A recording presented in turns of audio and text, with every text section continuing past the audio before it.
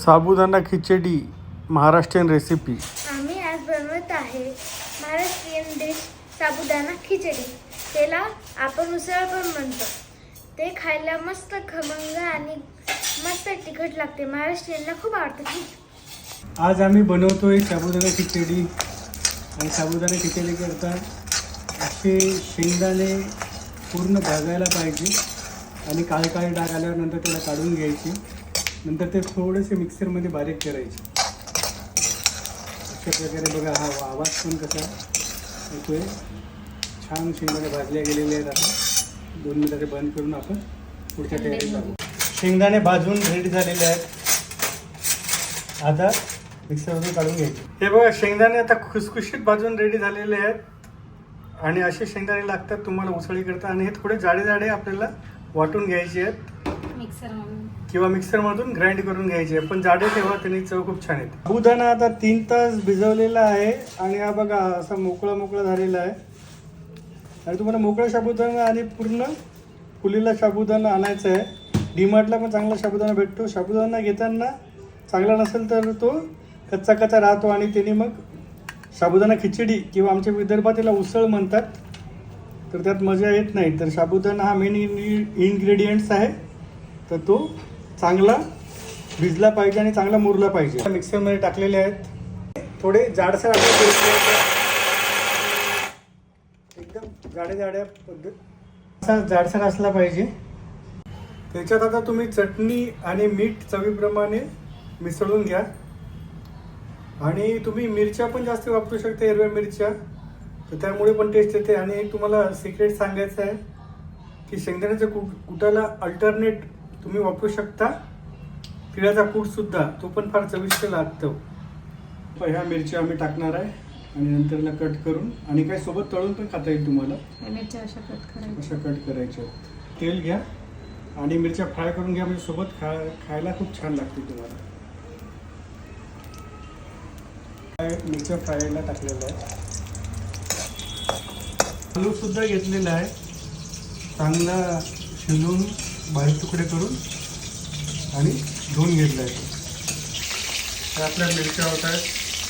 मिरच्या छान तळल्या गेल्या पाहिजे, म्हणजे त्याचा तिखटपणा कमी होतो आणि मग खायला पण मजा येते. थोड्या कमी तिखट मिरच्या घेतल्या आम्ही. तुम्हाला जर जास्त तिखट आवडत असेल तर तुम्ही एकदम हिरव्या मिरच्या यूज करू शकता. बघा अशा प्रकारे मिरच्या तेलात मुरायला पाहिजे, तर सगळं तिखटपणा त्याच्या तेलामध्ये जातो आणि मग मिरची खायला खूप मजा येते. याला मीठ लावून खायचं असते. झालेलं बघा किती मस्त झालेले आहे फ्राय. आणि एकदम पण खूप फ्राय नाही करायच्या आणि एकदम कमी पण नाही करायच्या, कारण एकदम फ्राय झाल्या तरी कडक लागतात. अशा ह्या अर्धवट फ्राय आणि अर्धवट थोडा ओलावा असलेल्या मिरच्या पाहिजे.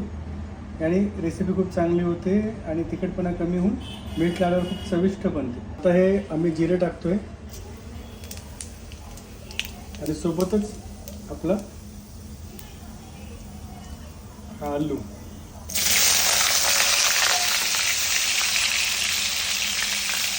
चांगला फ्राय करून घ्यायचा आलूला.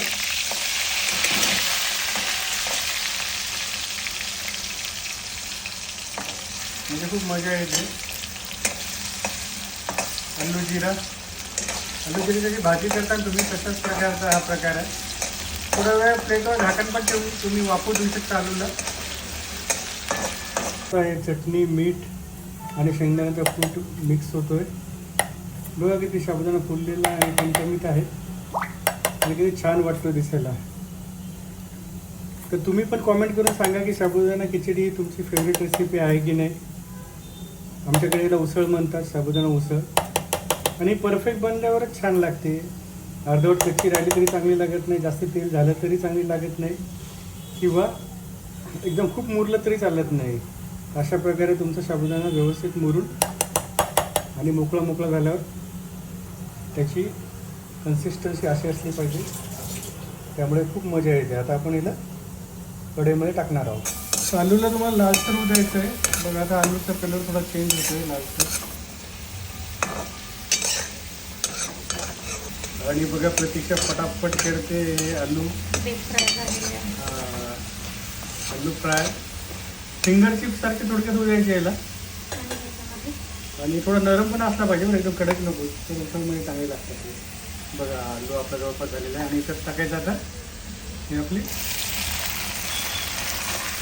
साबुदाणा. आपण चटणी मीठ आणि ऑलरेडी टाकलेलं आहे आणि शेंगदाणे पण, शेंगदाण्याचा कूट पण टाकलेला आहे. तुम्ही तिळाचा कूट पण वापरू शकता. बघा आता याला आणखी एक व्यवस्थित त्याला मिक्स करावं लागेल, तेव्हाच परफेक्ट होईल. मिक्सिंग चालू झालेली आहे आता. तेल योग्य प्रमाणात पाहिजे, ना जास्ती ना कमी. आणि साधारणतः 1.5 चमचा तेल वापरलेलं आहे. तुम्ही तुमच्या साबुदाणा किती आहे त्याच्यावर आहे. जवळपास 2 वाटी साबुदाणा आहे आणि एक आलू घेतला आहे आम्ही. तुम्हाला आलू जास्त आवडत असेल तर आणखी घेऊ शकता. आणि याच्यातच मिरची पण टाकू शकता तुम्ही.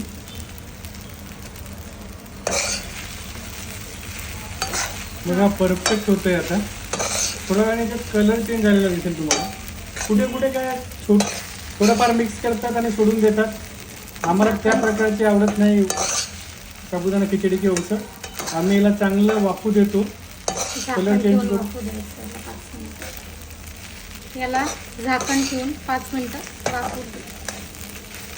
आता थोडंसं आपण मिक्स करून घेऊ आणि मोकळे होण्याकरता आपल्याला 5 मिनिटं झाकून ठेवायचे आहे. झाकण ठेवल्यावर ती वाफल्या जाते आणि चांगली लागते. झाकण ठेवलेलं आहे. हा बघा आता कलर चेंज होत आहे. आपण थोडी वाफू दिलेली आहे आणि कशी मोकळी साबुदाणा खिचडी झालेली आहे. आणखी थोडंसं वाफू दिल्यावर आणखी थोडं मोकळं आहे त्याचं. कलर चेंज व्हायला पाहिजे. त्यानंतर थोडीशी साखर घालू शकता तुम्ही किंचित, आणि चव छान येते. मित्रांनो, आमच्याकडे आणखी चांगल्या कढया आहेत, पण आम्ही जाडसर कढईत करतोय. कारण की हे जुन्या कढईत आणि जाड कढईत जो याला टेम्परेचर मिळतं किंवा हिटिंग होतं ते खूप चांगली होते आणि जळत नाही आणि त्याने मुलायम अशी उसळ बनते. त्यामुळे आम्ही कढई थोडी मोठी वापरा याच्यासारखी, तर तुम्हाला मोकळेपणाने त्याला हलवता येईल आणि तेव्हा तुम्हाला खरी मोकळेपणा येईल उसळीमध्ये आणि चव पण खूप छान लागेल. हे आता फायनल स्ट्रक्चर आहे. हे बघा आता हे पूर्णपणे वाफलेली आहे आणि बघा कशी मोकळी झालेली आहे. आणि ही परफेक्ट साबुदाणा खिचडी आहे. आणि आता आम्ही प्लेटिंग करणार आहोत त्याची. दिव्यांशला खूप भूक लागलेली आहे आणि थंडीची खूप गरमागरम साबुदाणा खिचडी खायला मजा येते. तुम्ही पण ही रेसिपी जरूर ट्राय करा. बघा आमची प्लेट रेडी झालेली आहे आणि दिव्यांश एन्जॉय करता आता.